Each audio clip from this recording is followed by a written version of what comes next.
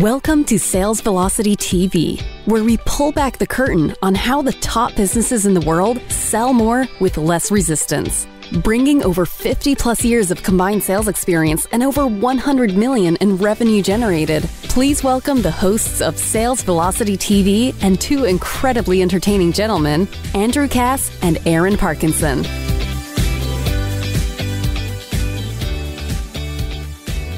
Hey everybody, welcome to another one on manufacturing authority in any niche. I'm Andrew, that's Aaron. Got a good one here today. Aaron, I got to show you this cool toy that I have here before we kick off. I like gadgets.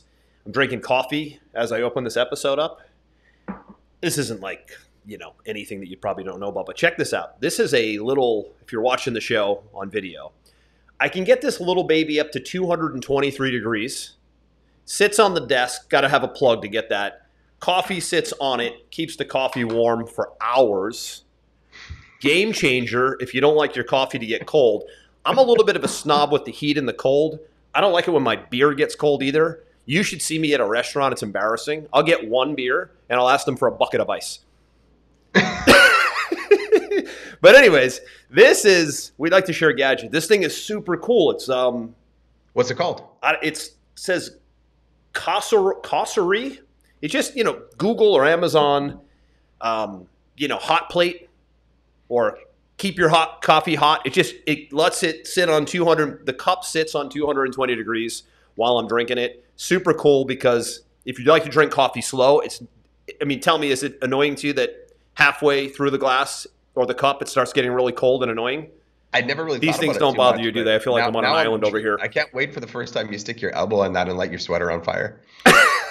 It's not. Listen, there's no fire coming out of this thing. It's just a little heat thing. It's almost like a little hot plate. Remember in college, you used to have like those hot plates? But it's cool because the coffee stays, again, here it is. If you're watching on here we go, right? We got to start running promo ads for stuff like this and get paid. Why am I not getting it? I don't like it when I don't get paid to recommend cool products. You're absolutely right about that. It just doesn't. I don't know. We got to start thinking about this ahead of time and be like, do you want to sponsor the show today? Yeah, we really should. As we up-level our show in 2022, folks, we will. This is episode 63, I believe. It's year 2 of our show. If you're joining us for the first time, welcome. We've become one of the top sales and marketing and business growth shows out there right now on every podcast platform. And it's a lot of fun for us because we see so much throughout the weeks and the months looking inside of businesses, working with multi-million-dollar clients, running multi-million-dollar businesses. Our sales and marketing software company called Pipeline Pro drives and powers the show. And we see business owners from all walks of life, members in 20-plus countries at this point. So you sort of get to leverage us as a curator of what's going on in the world of sales and marketing and really what's working online and off. And today's an important one because we're going to talk about the power of authority and how to build authority specifically in your niche, why it's critical today, because I think leadership is so lacking today that if you're an authoritative figure in your niche, you're the leader that they're looking for. And we could go on a tangent on just the lack of leadership from top down across the world today. I feel like it's just I feel like more today than ever, and you and I arguably, Aaron, we could say that we've really been in the leadership business over the last 15 or 20 years because the leadership business is leading large amounts of people in different communities and groups and in businesses, and we've done it probably collectively between the two of us, between running companies and running memberships and running events and running all we've run. We understand leadership and we understand the power of authority. And authority can sometimes come across, especially today, as a politically charged word. It is not. I think the specific literal definition of authority is like social political authority. But really what we're talking about is you being the expert and the go-to person in your space. That's what we want to unpack today and show you some steps on how you can manufacture authority to become the most recognized player in your space. And I think that's what you best be after today, or you're not going to get noticed too well. Well, yeah, and I think that the best way to sort of frame this for people when we talk about manufacturing authority is the more authority you have in your space, the easier it is for you to make sales, to get people to engage in what you want to do, to basically move the needle. And so I'm just going to play a game with you, Andrew, right now. And I didn't tell you about this game earlier. So hey, I didn't tell you about my hot pot either. That's what it was, a hot pot. Is that what it is? It's okay. It's a hot pot. All right. Whatever. Got it. Can we move on past the hot pot now? In a little bit. I'm still not quite over it. Okay. All right. Is your coffee hot? It's done. Yeah, it's good. All right. Go ahead. Okay, good. Thanks for asking. I'm going to throw some industries out at you. No right or wrong answer, right? Who is your go-to when you're looking into things in the health space? Health is a little general and broad. Can you? Okay. Let's say nutrition.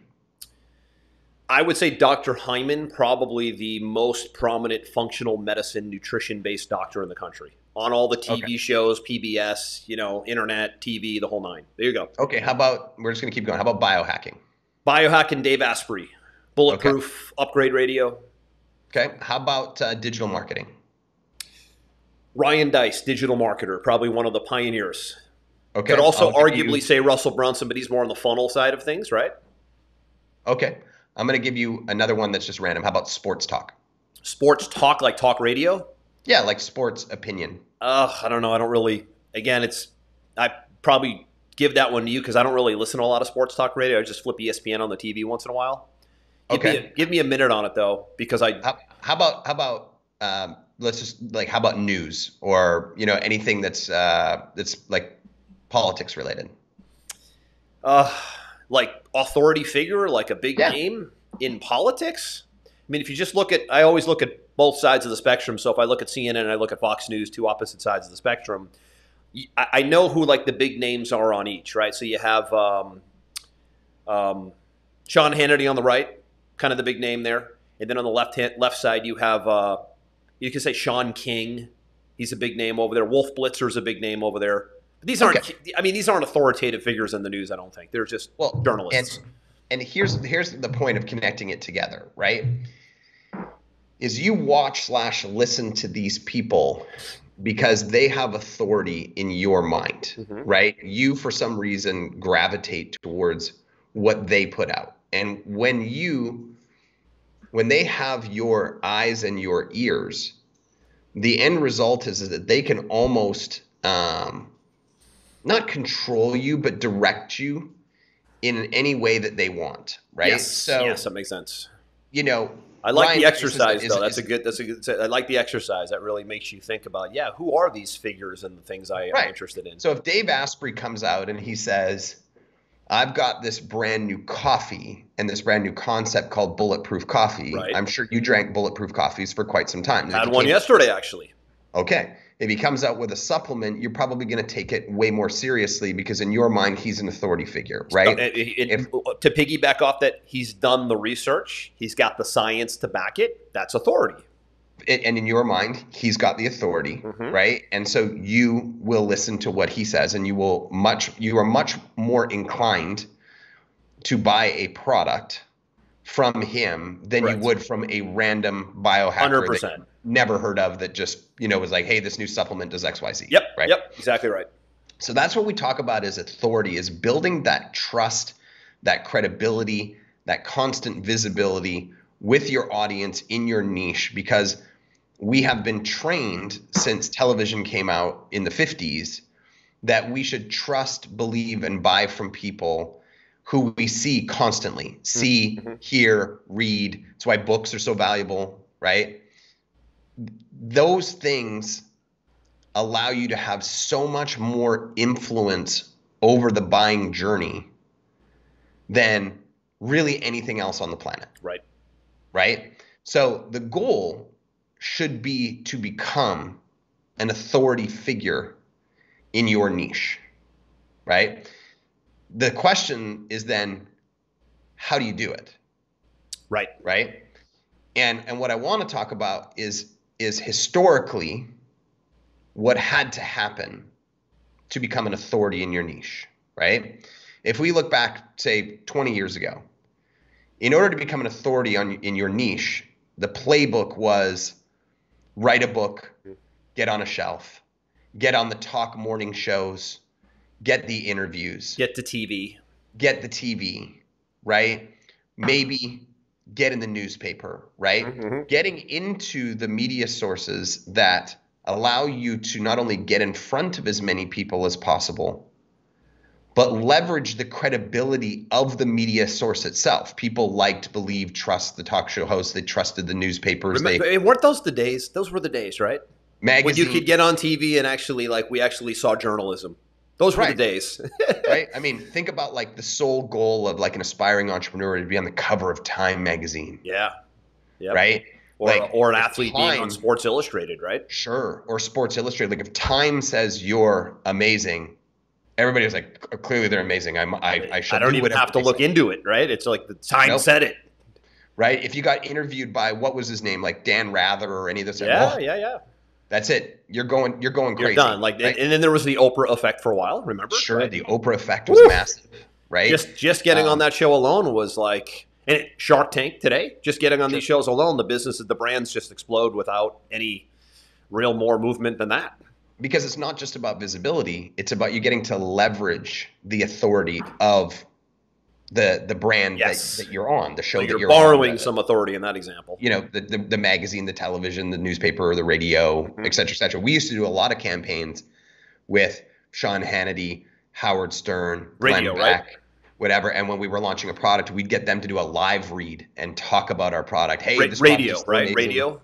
On radio, yep, right? I remember. This product is so amazing. You should go and check it out. Here's their website, whatever. We'd instantly see just an absolute onslaught. Driving people online, business, right? Yep. Right? Because they had authority and we were leveraging that.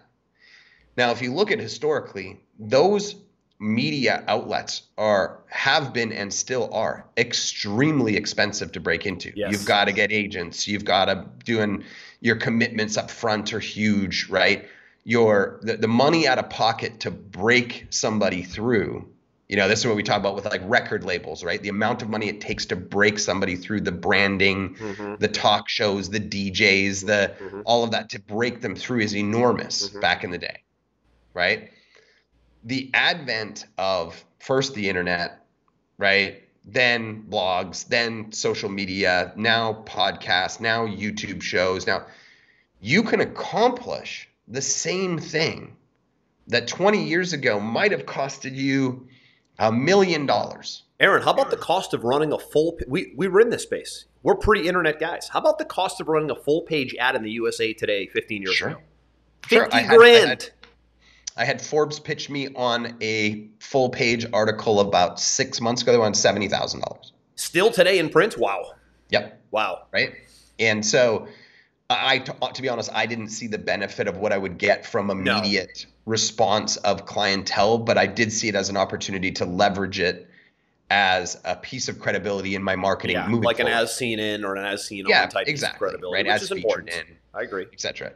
But if you really understand the psychology of it, it's really about being in front of people, sharing your knowledge, and getting as much visibility as you can. If you can do those things in a consistent basis, people just assume that you're an authority because they see you everywhere. It really truly is a numbers game, right? If somebody sees you 10, 20, 30 times, they just assume you must know what you're talking about and you're successful in your space, right? It's a numbers game, obviously combined with the value of the content that you put into the world, right?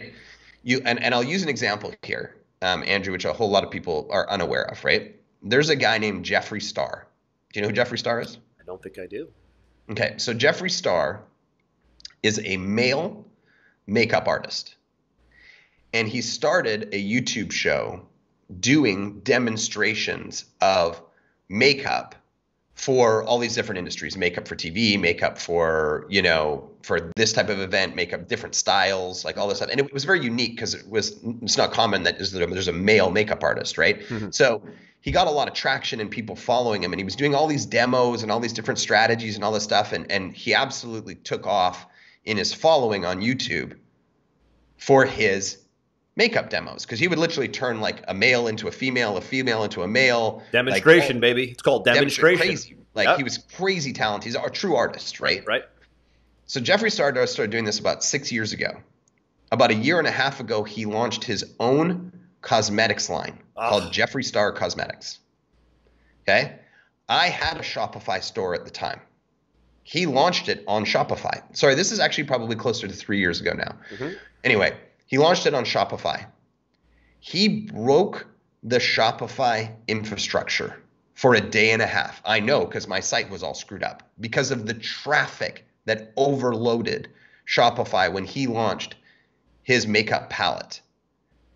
If I remember correctly, he did about 60 million in revenue in 2 months. Oh my God. Because of the authority and the audience. By the way, the authority that was pre-built. Pre-built. And probably, right? Aaron, if I had to guess, pre-built for a significant amount of time.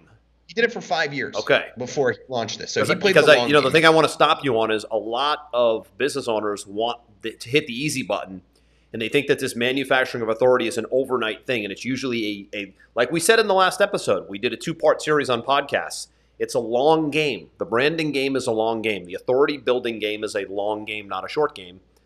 Unfortunately. Of course, we wish it was a short game, but it is not. Sure. And you're right to make that point of distinction, right? Does that mean that you should stop doing your business and go build authority for 5 years before you launch something? No, it means you need to understand the power of it so that you can start to layer it into what you're doing today and understand what outcome will be in the future. In conjunction with. Correct. Right. I believe that brand was actually acquired 6 months in by like a L'Oreal or something like that for a $200 million. Like, this is a kid in his home doing makeup demonstrations, amazing, showing people these different strategies and showing people's immense talent. Gary Vaynerchuk did content for 6 years on entrepreneurialism before he launched his first book, Jab, Jab, Jab. I always get it mixed up. Left hook, right hook, right hook. I can't remember. But didn't he start off doing like wine related stuff? Right? Oh, that's a different story. Probably something we could analyze another day. Yeah. Kind of like the Joe Rogan experience. But he was putting out this content for 5 years. He launched his book. It was a bestseller in about 2 hours. Wow. Because he had manufactured the authority. Now I think he has 5 best-selling books. Yep. And how does he make money? Well, he's got a media agency. He's got an agency like me, right? Yep. And so, he has clients begging him to do their media because he's established that authority, right? So the point is that the power of authority is so enormous that if you don't understand it, you need to get your mind around it. The second part is, well, how do I do it? Right? Because that was the topic of today's show. Mm-hmm. How do I manufacture authority? And we're just going to talk about 2 really simple ways to do it today. Andrew's going to talk a little bit about podcasting and having a show, right? And I'm going to talk about social media, right? So, Andrew, before you do, again, I want to reference that in the last 2 episodes of Sales Velocity TV, I don't know what number we're on right now. I should know this. This is embarrassing that I don't know this. This is pathetic. A lot. Anyways, salesvelocitytv.com is where all the past episodes are. We did a 2-part series on the power of podcasting. I think it's 3 things, Aaron, and we'll talk about them now. And podcasting is one of them, whether it's a show like this where we strip out the audio or it's just a traditional audio-based show. Absolutely critical today because getting your voice out there, and again, I referenced this last week, and it's such an important point, is getting into the ears in a one-to-one conversation and tapping into the lifestyle of your prospect while they're on the go, in the car, in the kitchen, in the gym, listening to you, game changer. I can't believe how many don't connect the dots I just mentioned, but that one-to-one conversation is one of the very few places that even exists today. So don't think about it as a show. Think about it as, how can I have a one-to-one conversation with my prospect? Get in their ears, get in their minds where they are most. Okay, that's number 1. Number 2, I'm still a big believer in publishing. Got to have a book. Perfect parlay, and then you're going to talk social media. Those are the 3 pillars. Even to this day, when I see somebody who has a book, and I've helped a lot of people develop book, marketing strategies and stuff, I'm still like, wow, that person must be important. They've got a book. Listen, we are, 2 things, Aaron. We are wired as humans, at least in North American society. 2 things. When we see authors and we see speakers, and when I say speakers, I mean from stage, from TV, from video, we think of them as, we subconsciously think of them as they must be experts, they're authority figures because they're published and they're speakers. Yep. So now, again, doesn't mean you have to go out and become an author, doesn't mean you have to go out and become a speaker, but if you want to manufacture authority, and when we say manufacture, we don't mean create something that doesn't exist. We're assuming that you're in a business where you are an authority, you just haven't demonstrated it to enough people yet. Right? We're not telling you to go out there and fake authority or manufacture something that doesn't exist. We're speaking to you, the business owner, as the high-powered financial advisor, the high-powered personal trainer, the high-powered affiliate marketer, right? Whatever you are, you're probably an expert in your field and you just take it for granted. You go about your work every single day. But now, if you want a next level, you're going to need what Aaron said in the beginning, the visibility, the likability, the omnipresence of, and we'll talk about them today, book, podcast, social media presence. Book, podcast, social media presence. Those are the three pillars, right? When you see a big brand take off like this guy you just mentioned, no doubt in my mind, I don't know if he has a book. Maybe he does, maybe he doesn't. If he was smart, he would. I don't know. I haven't kept up on him. Some businesses, maybe not, but that tends to be the hardest one to do. He had a YouTube show. That's what he had. He had a TV. YouTube show. Yeah, internet TV, right? So he has, in most cases, you're going to see the big three in place. Published book, published asset, show of some kind, great social media presence. Those are the big three. Agreed. And so I'm going to talk really briefly about the social media side. Okay. Right? It's a very misunderstood concept by a lot of people, is that I don't want to be on social, blah, blah, blah, blah, blah. You just have to look at it like it's another media channel, right? It's such a love-hate relationship, right? It is, right? People are like, I don't want to go on social media, blah, blah, blah. Listen, your customers are on social media. I don't care what area, what age they are, what industry they are. I don't care. And they use it to look into you as a business owner, to understand you better at a core level, because we make decisions based on limbic system, like where trust and tribe and credibility, they're all in here, right? So they want to get to know you better. And so they do that through social media, right? And there's two sides to the equation. There's your organic and there's your paid, right? Organic, if you can be putting in, from a business perspective, valuable tips, valuable insights into your industry, interviewing other people in your industry, changes that might be happening in legislation coming soon, tips to help people save more money, tips to help people be healthier, to whatever your industry is. We're literally talking about 30 seconds to 3-minute pieces of content that somebody in your industry would watch, and they would assume you know what you're talking about because you're constantly giving. And when I say constantly, maybe it's 3 times a week, maybe it's once a day, it all comes down to your timelines and your goals.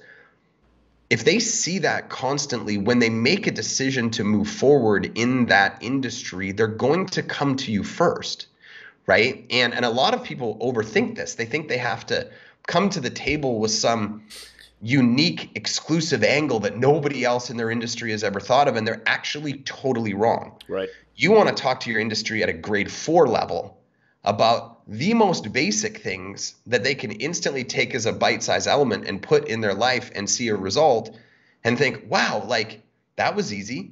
I wonder what else this person has to offer, that might be a little bit more in-depth or complex. We tend to want to make it more complex when we should be making it less complex. Right? And getting in the rhythm of just posting success stories of clients that you've had, case studies of your clients, testimonials from your clients. All of these elements, posting them consistently. The key is consistently. Maybe it's once a day, maybe it's 3 times a week, or definitely across all the channels that you can be on. I mean, when people say, what channels should I be on? I say all of the channels, right? Instagram, Facebook, Snapchat, LinkedIn, YouTube, TikTok.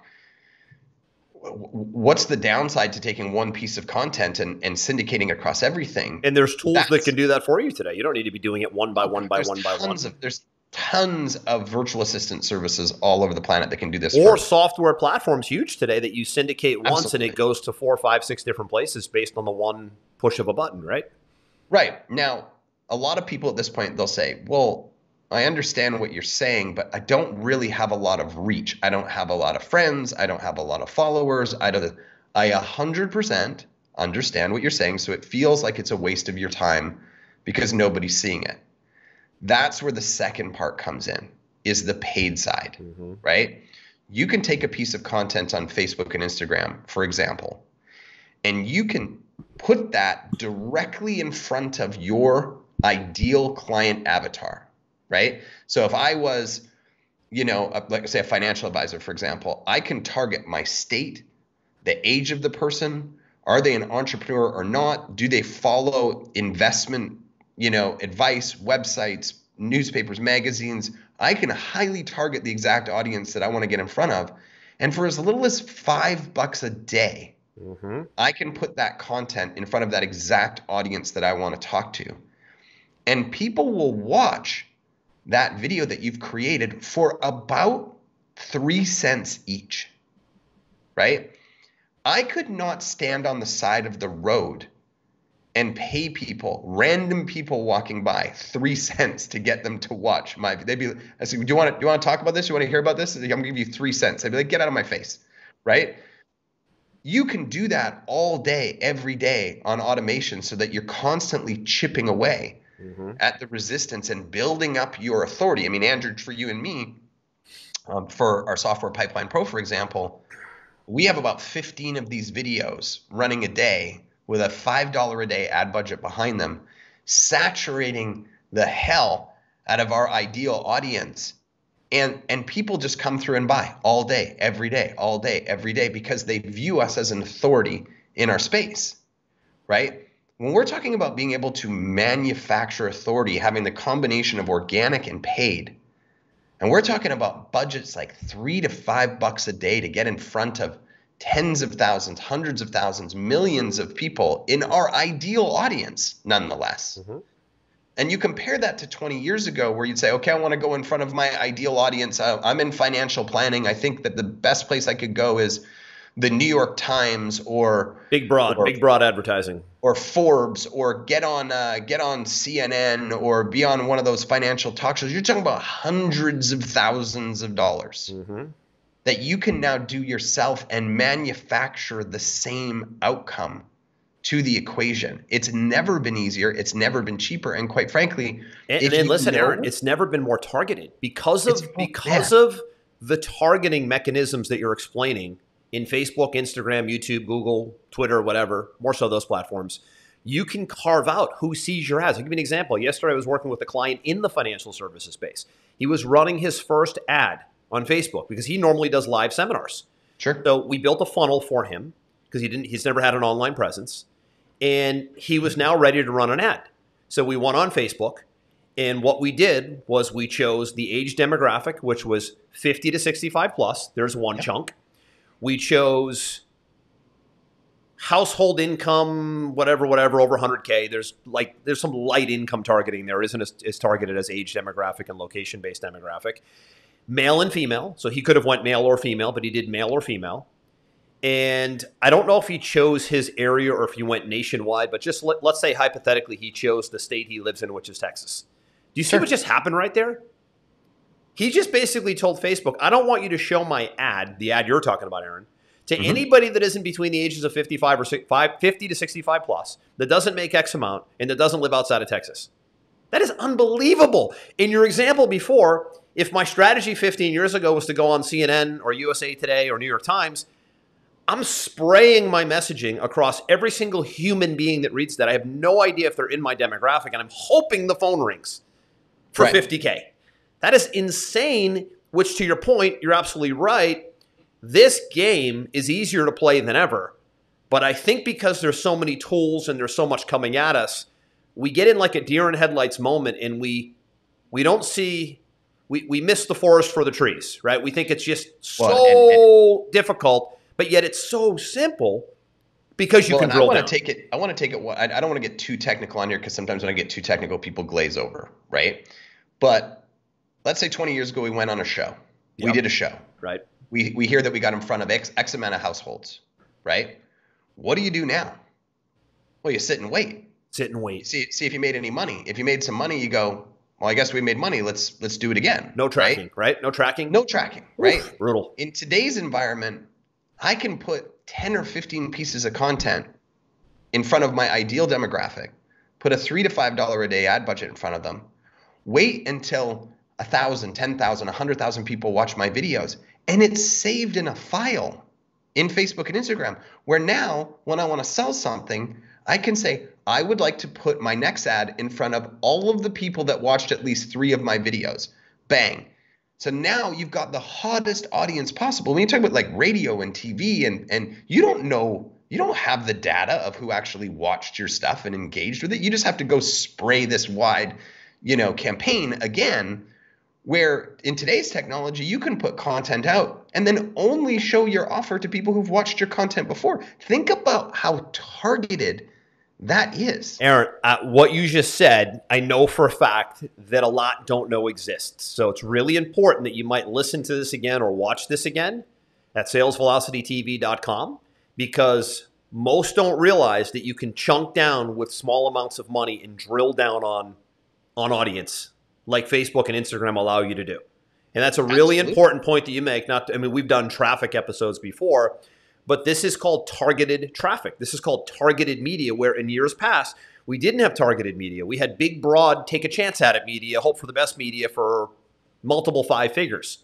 The fact that you can let ads run at 10, 15, 20 bucks a day, let's say, on autopilot, picking away at the right audience is something that if you haven't wrapped your head around yet, it's like nirvana when you do, because it allows you to just be running essentially your own commercial to the right people on autopilot day in and day out. And it's crazy not to do that. This is, again, the paid side of what you're talking about. But right. I wanted to nail that home again because very few understand it. And I can take it a step further. For our software, for example, if we just put one of our ads in front of an audience that doesn't know who we are, we pay 4 times the amount to acquire a customer than when I put an ad in front of somebody that's seen our content, watched our show, et cetera, because they already believe that we're an authority, right? Think about the difference. And they've already consumed, so it's like, hey, it's the commercial that shows up again on the next show, and again tomorrow, and again on the next show. That's what in our world, what's called retargeting, which is essentially what commercials did in years past, or they still do today, actually. But they're not targeted. They're just on networks. Yeah, they're just this wide open audience, hope for it. And they say, well, we think we hit your audience because traditionally we get, 30 to 50 female people. Okay, well, that's decent targeting. But like, what if I just want to do my local geo? What if I want to do my own town? What if I want to do my own state? What if I want to only make sure that they have X amount of interest? What do I do after they've watched it? Can I retarget those people and hit only those people who were interested, watched my content? Can I retarget them with my ad after? No, you can't do any of those things in big box media. Nope, but you can. You control every element in your Twitters, your Instagrams, your Facebooks, your Googles, your YouTubes, your TikToks, right? And not only are you being able to hyper target, you're saturating the audience over and over and over again, to the point where people are going, man, this guy, this girl, this company really knows what they're talking about. Let me reach out to them about joint ventures or media opportunities. Hey, come on my podcast. Hey, come on my show. You seem to be an authority in your space. The superfluous benefits of it, I don't even have time in this show to go into the superfluous benefits of it, are enormous. Enormous, yeah. Where now you start getting invited to other people's show and getting to leverage their audience and their authority because they view you as an authority. And now it becomes the spider web. Which we drilled down on in the last episode, by the way, specific to podcasts. Exactly. So with what I call these micro budgets, it has never been easier to manufacture authority in your industry, your niche, your space than it is today. It just really comes down to being consistent and being comfortable in the role. Right. Agreed. So that's the social media angle. Mm-hmm. From there, I won't belabor the podcast point because, again, I can't stress the importance of having a voice out there on a regular basis. We talked about that in the last 2 episodes. I talked about it a little bit today. Again, that one-to-one conversation feel. And that's path of least resistance to me, is sitting behind a mic, pretend we're not even on camera. I mean, you could have your shirt off and nobody knows about it. So there's no like awkwardness of being on camera. Go path of least resistance and just get a show going. Thirdly, we won't belabor this point either for the sake of time, but becoming an author. I had a guy yesterday, Aaron. So good point here on the authorship. I'm at the gym with my kids because they take their fitness class that I take them to on Tuesdays and Thursdays. And one of the trainers in there has been telling me for like 3 months about the book that he has coming out on fitness and mindset. I was a football player like me, so we got to talking and he wanted to write a book on, life after football. Kind of a cool concept we got talking about. So he's been excited to tell me that the book is coming out. And finally, I walk in the door yesterday, he's like, check it out. Boom, it's done. He hands me the physical book. 57 pages, nice cover, thin, great design. He's published on Amazon. He probably did the book. I mean, it probably took him a long time because he put a lot of heart and soul into it, but you could be published on Amazon with a little, don't think 200-300 page book. Think quick guide, right? To have a published asset like that. He's so excited. Like everybody that walked into the gym, he was like, here's my book. You guys see my book? My book's done. Finally, my book's done. He's a personal trainer, right? He's a personal trainer. Exactly. Right. So if I'm going into a gym and I'm shopping for a personal trainer, and I meet a personal trainer, and the personal trainer says, "Hi, this is my background, whatever," and the other one says, "Hi, this is my background. Why don't you take a free copy of my book?" I'm like, instantly, that's a guy wrote a book on his process. They could be the worst trainer on the planet, and I'm instantly assuming that they're the better authority in the 100%. Give you another example. So I train with the X3 bar, which I'm fanatical about. I got you and a gazillion others to train on it. Heavy duty variable resistance band concept. I've been in the weight room using weights my whole life, so you're going to have a real difficult time selling me on not doing weights anymore and moving your entire regimen since the age of 14 onto a variable resistance band system. The only thing that got me, I watched all the videos, learned about the science, the doctor behind it, great background, how he came from an osteoporosis background and developed this machine that solved osteoporosis, which by mistake and by accident led him into fitness and the result it can get from a muscle building standpoint. But it was his best-selling book called Why Weightlifting is a Waste of Time, which when I saw the title, I was immediately offended. So I get this, like, I don't even want – how dare you say weightlifting is a waste of time? That's what it's what the weak mind does. It gets offended by everything. I get offended for like 10 seconds. Then I go, let's figure out why weightlifting is a waste of time. Is there science behind this? Is there an alternative view behind this? If so, I want to know about it because I want to know everything. I don't have emotional attachment to anything. I'd like you to sell me on why you think this band system can get me a better result than the weights I've been on for the last 3 decades. And sure enough, 200 peer-reviewed study, 200 science reports, best-selling book, great literature, great read.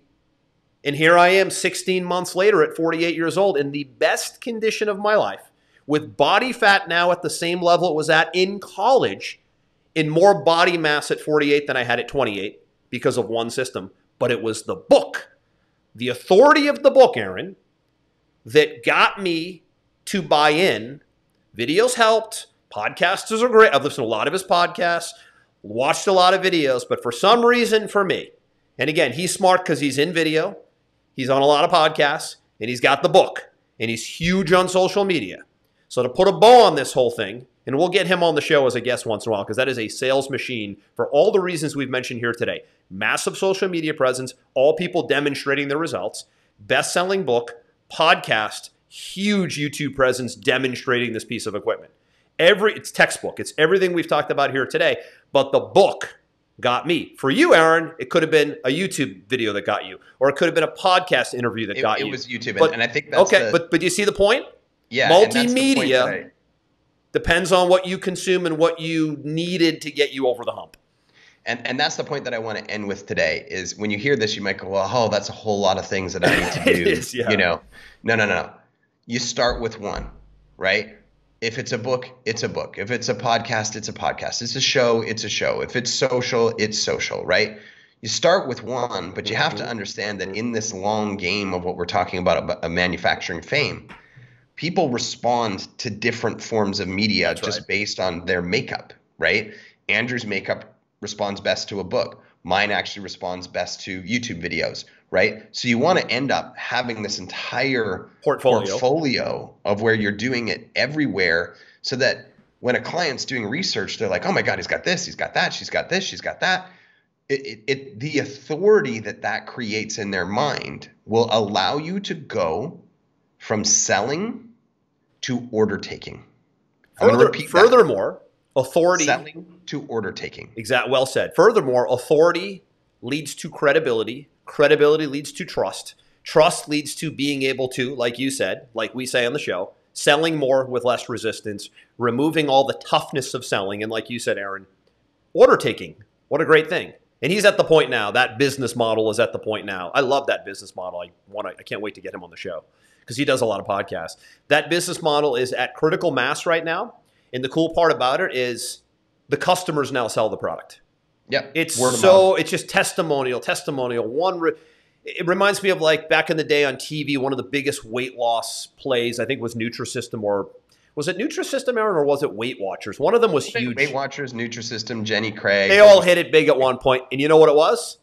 When the people start getting results in droves, before and after is, if you have a before and after play in your business, like the makeup guy you mentioned, like the X3 guy I mentioned, you got to leverage the before and after, or you're just missing the mark. Their whole business model now is people just like kind of creepy, like showing off their naked bodies online with the muscle they built and like guys in their underwear. It's like, but hey, that's what's selling the product right now because it's body transformation. So what is it in your business? If you can demonstrate transformation throughout all these media sources, really, we could do a whole episode on transformation, right? That's what sells, because that's what gets to the emotion, not the logic aspect of what you offer. Yep. All right, buddy. For the sake of time, it's I had a whole bunch of calls that I have and you have and we have. We have some coaching to do today, but this was a good one. Authority is key. You've got to figure out a way to manufacture it. And again, to preface that, manufacturing means building it, not creating it from air. You obviously have we're talking to you as if you have authority, but you're not using enough media sources and you're not demonstrating it enough. And when you're not playing all out to build the brand and build the visibility, it's going to be really tough. As I like to say, you could have the cure for cancer, but nobody's going to get cured by it if they don't know about it, because there is no visibility or authority being constructed or architected around it. And that's what we want to push you to on this episode. Check out the last two on podcasting, where we did a deep dive on how to build your own show on salesvelocitytv.com. And we'll see you guys and gals next week. Same time, same place. If you watch the live version, we are live every Friday, 11 a.m. Eastern in the public Sales Velocity TV channel. Get all past episodes, download the audio, download it on your favorite podcast platform, again, over at salesvelocitytv.com. This one's a wrap. We hope you enjoyed this episode. Sales Velocity TV is powered by Pipeline Pro, the ultimate all-in-one sales pipeline management and marketing automation platform that makes all others obsolete. And we can prove it. Take a tour at gopipelinePro.com. See you on the next episode.